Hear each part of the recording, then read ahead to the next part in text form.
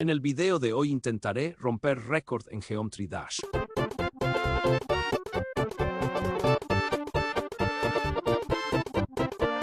También perdón por no subir videos esta semana.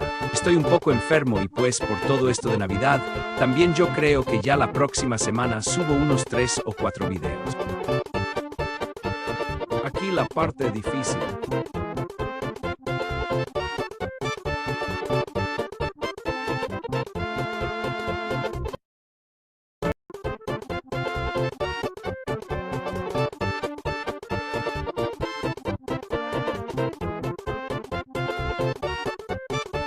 A ver si ahora sí lo pasamos.